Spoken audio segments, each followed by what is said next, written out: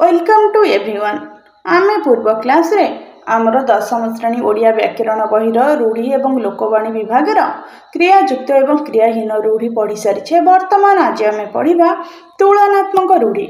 आमर ये जो ओडिया व्याकरण क्लास गुड़िक क्लास गुड़िक राज्य सरकार द्वारा करा समस्त प्रवेशिका परीक्षा एवं निजुक्ति परीक्षा जेपरिक JT RST CST OAVS LTR ये जो सब परीक्षा रही जो परीक्षा ओडिया व्याकरण प्रश्न आसूची से सब परीक्षा गुड़िक आमर ये क्लास गुड़िक विशेष भाव में उपयोगी। वर्तमान पर्यंत जदि आपण आम चैनल टी सब्सक्राइब करना वर्तमान सब्सक्राइब करनी कहीं यहीपरी नुआ नुआ क्लास समस्त नोटिफिकेशन प्रथमे आपण को आसीज। वर्तमान आम पढ़ा तुलनात्मक रूढ़ी। तुलनात्मक रूढ़ी कहले क्या बुझाए? तुलना तुलना गोटे शब्द हो जहाँ गोटे गोटे परी आउ गोटे जपरी कहुए राम परी देखा लक्ष्मण झीटी सीता परी देखा अर्थात एठार तुलना करागला झीटी को सीता सहित तुलना करागला कहीं झीटी ठीक सीता परी रूपर गुण में सुंदर तेणुक यहाँ को तुलना कहुए। यही रूढ़ी रे तुलनात्मक रूढ़ीर केतगुड़े उदाहरण आम जाना।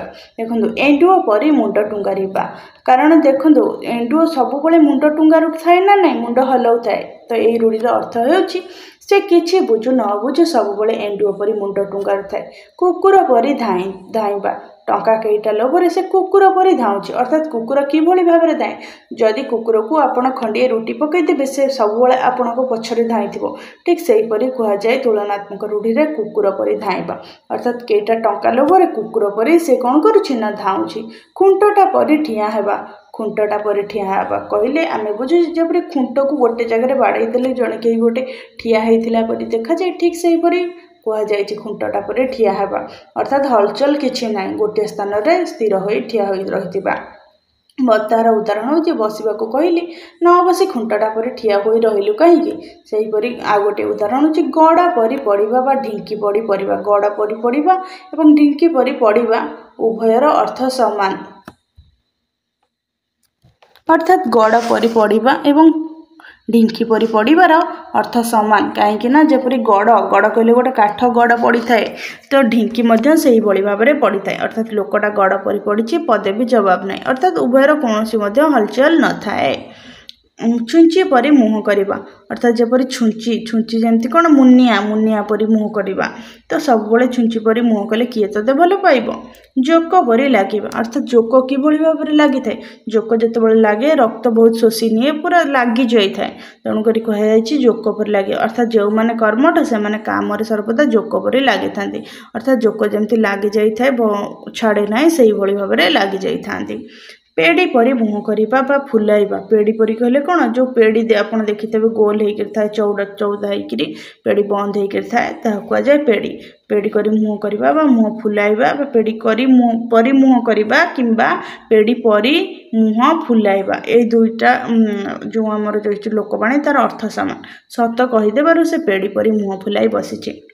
पवन परी धाइबा पवन परी धाइबा कहले कौन पवनटा बहुत तीव्र गति रे जाई थाए ना नहीं तेणुक कहुए पवन परी धाइबा किए विपद में पड़ी शुणिले ताको साहाय्य करने पवन परी धाई जाती अर्थात पवन भाया तीव्र गति रे दौड़ी जाती।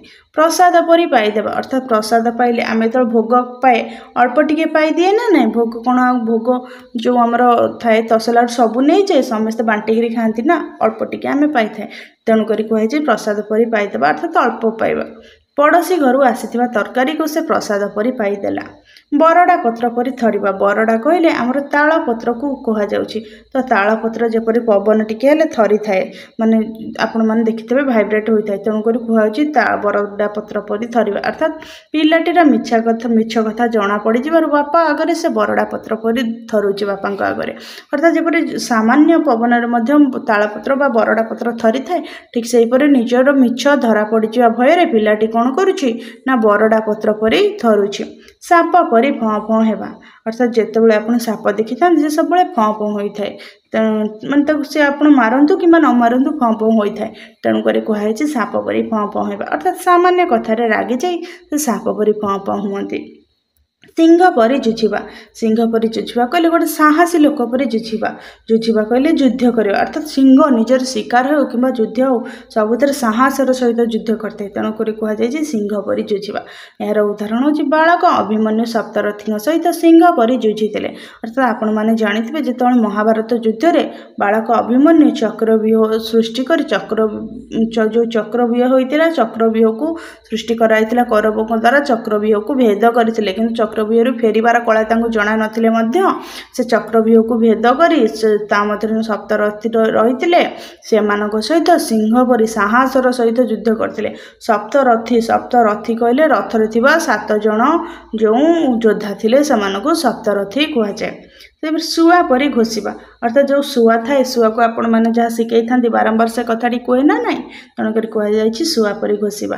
गीतटी ता मन को एमती पाई दिन राति शुआ परी घोषी होउची। तो यहाँ ही थिला आपण मानकर जो रूढ़ी लोकवाणी विभागर तुलनात्मक रूढ़ी संबंध में क्लासटी।